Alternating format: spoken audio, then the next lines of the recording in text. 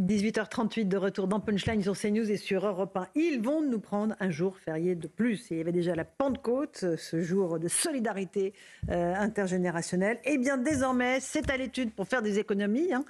Ils veulent nous prendre un deuxième jour férié. Combien ça pourrait être rapporté à l'État ? Après que, encore une fois, je le disais, les Mozarts de la finance se soient égarés sur les chiffres pour le déficit de la France. On fait le point avec Pierre Emco, Alice Sommerer, et puis je vous passe la parole. Puis vous choisirez un jour parmi les 11 jours fériés que nous avons dans notre pays. Allez, d'abord le sujet. Se dirige-t-on vers une deuxième journée de la solidarité ? Après le lundi de Pentecôte, le gouvernement est favorable à l'idée de supprimer un autre jour férié pour renflouer les caisses de l'État. Une mesure loin de convaincre les Français que nous avons interrogés. Les jours fériés ont tous leur symbolique propre et ça me paraît inadapté d'y toucher. Je voudrais plutôt en ajouter. Si cette méthode a été efficace, ça aurait été fait depuis un moment déjà. J'estime que les Français travaillent assez comme ça. De mon temps, j'ai 78 ans, on travaillait beaucoup plus. Seule certitude, Laurent Saint-Martin, ministre du Budget, veut laisser une certaine souplesse aux entreprises. Aucun jour du calendrier n'obtient les faveurs du gouvernement. Une liberté de s'organiser et approuvée par les économistes comme Laurent Capelletti. On ne travaille pas assez, tous collectivement. Donc le mieux, je pense que c'est le principe, l'asseoir pourquoi pas sur un jour donné férié, mais ensuite laisser aux entreprises, les grandes comme les petites, j'allais dire la façon d'organiser ça dans le temps, en laissant le choix aux gens finalement de la journée sur l'année, voire en laissant la possibilité aux salariés en fait d'étaler ces 7 heures de travail, si vous voulez, dans l'année. La France compte actuellement 11 jours fériés. La suppression de l'un d'entre eux pourrait rapporter jusqu'à 3 milliards d'euros. Et voilà, je vous l'avais dit, il y en aura un deuxième qui va sauter. Alors, je mets mon pari, ça sera une fête catholique, sans surprise. Évidemment, c'était la Pentecôte pour le premier, le deuxième, on va choisir. Vous avez un jour préféré, Arnaud Benedetti? Non, j'en ai aucun. Je ne suis pas sûr que ça soit voté quand même à l'Assemblée nationale. J'ai un doute sur la... Ils ont beaucoup d'idées, ça foisonne d'idées. Mais aujourd'hui, quand on regarde le rapport de force, la gauche y est opposée, clairement, et le Rassemblement national, si j'en crois les déclarations de M. Cheny, y est opposé. Donc il va falloir quand même que ça... Vous n'avez pas choisi un jour quand même, non, je suis désolé. Florian Tardif. Je ne sais pas si Édouard Philippe nous écoute, mais je vais le paraphraser. À chaque fois qu'on est confronté à un problème, on a l'impression d'être face à une passoire où l'on rajoute de l'eau au lieu de boucher les trous. C'est-à-dire que c'est la parabole du déficit, ça que vous non, mais par rapport au déficit, non, mais surtout par rapport à cette deuxième journée de solidarité. Pourquoi elle est mise sur la table ? Je pensais, puisque à un moment donné des discussions, elle était proposée potentiellement comme alternative au gel d'une partie donc des retraites du 1er janvier au 1er juillet. Ce sera les deux. Vraisemblablement, ça serait pour financer le déficit, enfin pour réduire le déficit des EHPAD. Mais le problème, il est structurel avec les EHPAD. C'est-à-dire que je vais vous donner des chiffres. Entre 2020 et 2023, en 2020, on était à 27% des maisons de retraite qui étaient déficitaires. On est aujourd'hui à 66%. Et 84% des maisons de retraite relevant de la fonction publique hospitalière présentent aujourd'hui un résultat déficitaire. Bon. Donc il y a une crise. Donc on n'y arrivera pas en nous enlevant un jour férié. Non, mais il y a une crise de modèle, et notamment suite à ce qui s'est passé durant la crise sanitaire, où effectivement une partie des Français se sont détournés de ces établissements de santé. 11 jours fériés, Geoffroy Lejeune. Lequel on vous enlève? Je poursuis. Dites-moi lequel. Non, il n'y en a pas un qui m'a répondu là. Aucun, mon général. Mais aucun, évidemment, aucun. Bon. Je poursuis le raisonnement de Florian. Si vous continuez comme ça sans régler le problème structurel, il faudra supprimer les 11 un jour, en fait. Oui. Parce qu'il faudra tous les 10 ans trouver... Sauf le 1er mai, c'est le seul qui, dans le code du travail, n'est pas travaillé. Mais le simple fait d'avoir eu l'idée est en fait insupportable. Ce sont déjà des économies. Parce qu'ils nous disent qu'on est des feignants, qu'on ne travaille pas assez, J'entends bien. J'entends bien. Et vous savez, en fait, parce que c'est un peu des économies de bout de chandelle. On a besoin de trouver 3 milliards d'euros régulièrement, donc on a des idées, mais c'est intéressant parce que les idées vont toujours pour aller taper dans le même sens, exactement. Et on a eu le débat, je ne sais plus à quelle occasion, mais sur le consentement à l'impôt, parce que la fiscalité en France est un peu oppressante, comme vous le savez. Le consentement à l'impôt est quand même aujourd'hui un peu érodé. Maintenant, je pense qu'il y aura un consentement à l'effort chez les gens. gens. C'est-à-dire qu'on vous explique toujours que c'est à vous de faire l'effort, alors que l'État, on ne voit pas tellement le début, le commencement d'une remise en question, 2000 postes de fonctionnaires par-ci, par-là, et en plus on n'est même pas sûr que ce soit très utile. Ils les ont même rabotés. Absolument. Donc tant que l'État n'aura pas prouvé sa capacité à régler ce genre de problème de manière structurelle, ou alors à se réorganiser, parce qu'on sait que l'État coûte cher en France, vous pourrez demander tout ce que vous voulez aux gens, ce sera fait dans la douleur et dans la contrainte. Alors, Naïma Mfadel, vous avez un jour, parce qu'après les téléspectateurs auditeurs, on leur a posé la question, ils ont répondu à la question. Ils ont répondu. Parce que là, personne m'a donné un jour. Mais si on fait le 11 novembre, plus personne ne saura ce que c'est déjà. Allez dans la rue, demandez ce que c'est le 11 novembre, vous allez rigoler. Voilà, ce que vous venez de dire est extrêmement important parce que je crois que les jours fériés ont une symbolique en France, et notamment par rapport à ses racines judéo-chrétiennes, etc. Et que c'est important de ne pas y toucher parce que c'est ça aussi qui fait un pays, une nation, un peuple, etc. C'est des rituels aussi qui sont extrêmement importants. Et moi, je trouverais dommage, effectivement, qu'on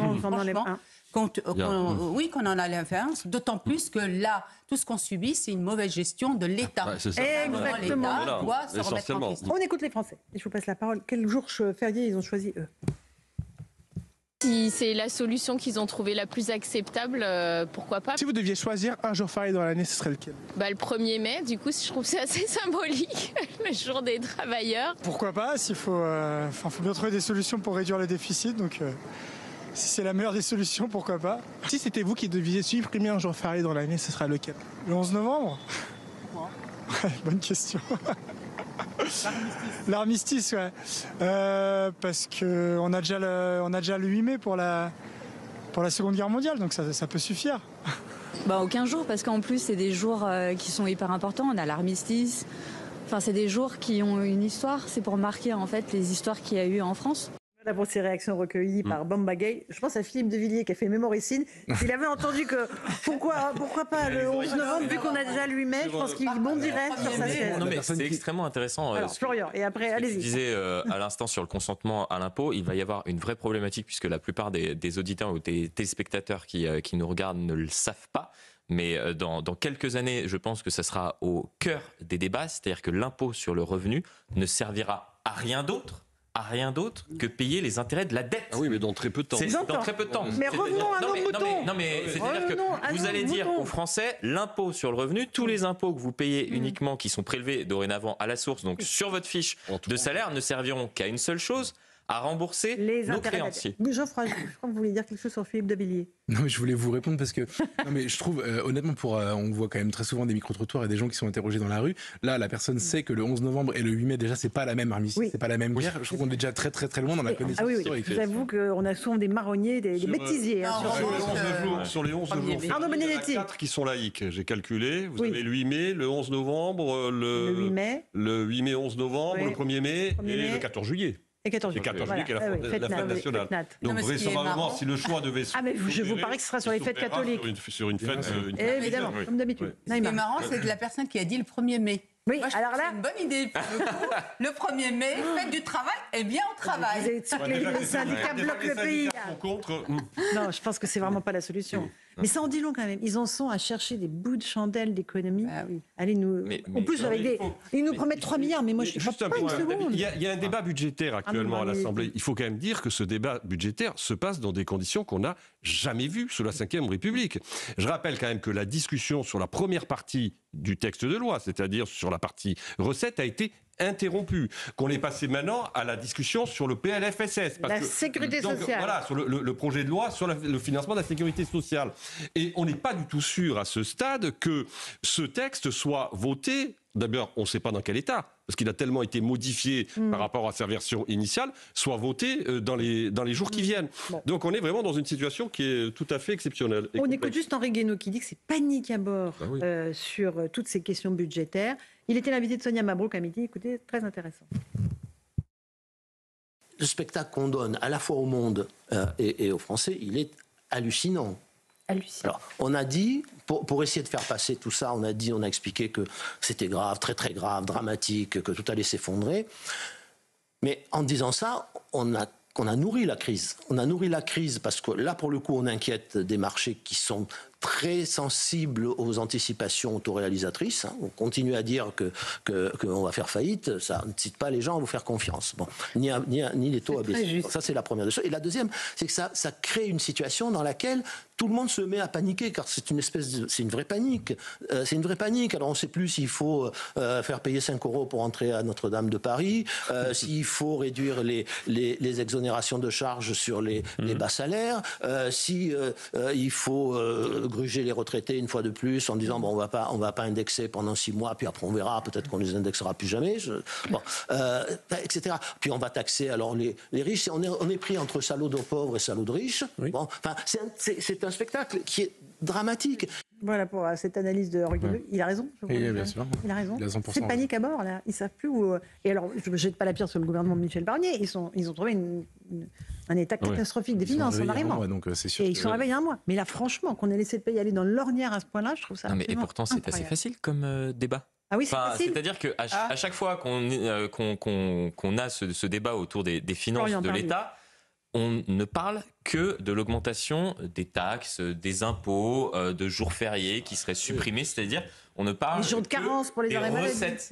Et non pas des dépenses. Mais le problème, c'est bien les dépenses. Mais c'est douloureux, les dépenses. Non, mais c'est douloureux, bien évidemment. C'est beaucoup plus simple d'aller taper dans la poche des Français. Obèse, c'est-à-dire que les dépenses, je crois qu'il y a un ou 2 ans, étaient aux alentours de 55% du produit intérieur brut. On est monté à 57% de dépenses. Et lorsqu'il est arrivé à l'Élysée, Emmanuel Macron avait promis en 2025, on y est, de ramener les dépenses de l'État. C'est-à-dire que l'ensemble des dépenses, je prends également les retraites, la sécurité sociale, etc., à moins de 50%. C'est-à-dire faire tout bonnement comme nos voisins. C'est-à-dire qu'on on ne cesse d'augmenter les impôts, mais en parallèle, on ne cesse d'augmenter les dépenses. Donc forcément, il y a un problème. Et ce problème, on l'a cette année, on l'aura dans 5 ans, on l'aura dans 10 ans, si on ne commence pas à regarder les dépenses et la manière dont on dépense l'argent. Mais j'ai pas entendu un seul parti politique proposer des coupes dans les dépenses publiques, Arnaud Benedetti. Jusqu'au jour où on finira sous tutelle. Enfin, vous avez raison, parce que je n'entends pas. La question, finalement, quand vous regardez... C'est que des dépenses. Non, mais quand vous regardez les études d'opinion sur, finalement, les priorités des Français, très clairement, et on l'a vu lors de l'élection présidentielle d'ailleurs de 2022, la question de la maîtrise de la dépense publique est quasiment un non-sujet également pour l'opinion publique. Et ceux qui, parmi les politiques, je veux dire... ça l'est moins aujourd'hui, Arnaud Benedetti. Pardon ? Les Français ont bien réalisé ce qui se passait. Oui, c'est en train de changer. Non, ils ont bien compris, là. La situation budgétaire, elle s'est aggravée, certes, ces derniers mois de manière assez dramatique, mais ça fait quand même de très nombreuses années que nous sommes hors des clous en termes de gestion de nos finances publiques. Et souvenez-vous quand même, Valérie Pécresse, pour le coup, avait été une des rares candidates lors des élections présidentielles de 2024 à avoir mis ça dans son agenda politique, en l'occurrence. 22. Et manifestement... 2022. Pardon, en 2022. Mais c'était il y a 2 ans, c'était pas si loin que ça. Manifestement, ça n'avait pas accroché, en l'occurrence. Oui, mais par exemple, la question des prestations sociales, on ne l'aborde pas du tout. On sait qu'aujourd'hui, les prestations sociales... Non, mais il y a un déséquilibre entre le travail... Non, le travail et l'aide sociale. Aujourd'hui, vous pouvez... On le voit bien au niveau des aides sociales, que vous pouvez ne pas travailler et avoir pratiquement le même revenu que quelqu'un qui travaille. Donc il y a un déséquilibre. Et ça, l'État ne veut pas se pencher dessus, alors que notamment les départements, soulèvent cette question. Aujourd'hui, c'est complètement déséquilibré. Donc aujourd'hui, on ne peut pas la remettre au travail. Et pourtant, dès le début, il me semble que le président Macron avait parlé de la nécessité de revoir en fait, ces aides sociales de telle manière à remettre au travail. D'accord. Il y a un vox pop, comme on l'appelle dans le jargon journalistique, qu'on pourrait faire, et il est assez simple, et je pense Poser la question aux auditeurs et aux spectateurs. C'est, pensez-vous, si vous gagnez 2 000 € par mois, pouvoir dépenser tous les mois 3 000 €? C'est ce que fait la France. Oui. Et je pense que... Très sincèrement, je pense qu'on peut deviner la réponse des Français, peu importe les Français que nous interrogions dans la rue. Oui, la solution, Geoffroy Lejeune. Vous aimez bien faire des solutions dans des news. Exactement. Non, mais la solution, je pense qu'elle passe. Et c'est d'ailleurs une façon aussi de demander des efforts aux Français, mais je pense que c'est beaucoup plus acceptable par la baisse des dépenses. C'est-à-dire que qui dit baisse des dépenses dit aussi baisse de beaucoup de remboursements, de prestations, etc. Mais ça, je pense que les gens, ils sont davantage prêts parce qu'ils ont compris, en effet, que la France vivait au-dessus de ses moyens. Ça, c'est la première chose. Ensuite, moi, je pense qu'une des raisons qui peut expliquer, en tout cas, c'est moins compliqué compliqué que d'augmenter les taxes. Et ensuite, une des raisons pour lesquelles Valérie Pécresse a fait un aussi mauvais score à la présidentielle de 2022, c'est aussi qu'elle était à contre-courant total au moment où elle a mis ce sujet sur la table et qu'elle en a fait un des axes de sa campagne. Les Français vivaient depuis 2 ans, et je mets la période Covid en dehors, parce que le Covid, à la limite, on peut comprendre. Mais avec le quoi qu'il en coûte, qui a concerné beaucoup d'autres sujets que le prix, la facture du Covid. Et donc, je me souviens qu'Emmanuel Macron a été quasiment en campagne pendant 2 ans en annonçant presque tous les 2 jours des nouvelles aides. Des nouvelles subventions. Donc elle avait raison sur le fond. Elle avait raison sur le fond. D'ailleurs, personne n'a dit qu'elle avait tort sur le fond. C'est juste, vous savez, droguer à la dépense publique, on a été bien aidé par notre dealer officiel, si je peux me permettre. Juste un point. Vous connaissez les raisons pour lesquelles finalement la note de la France a été aussi tardivement dégradée, en l'occurrence. C'est parce que les agences de notation considèrent que le système fiscal français est extrêmement efficace. Vous savez quel est le taux de recouvrement de l'impôt ? 99,5%. C'est la meilleure administration du monde. Champion du monde pour le fisc. Champion du monde.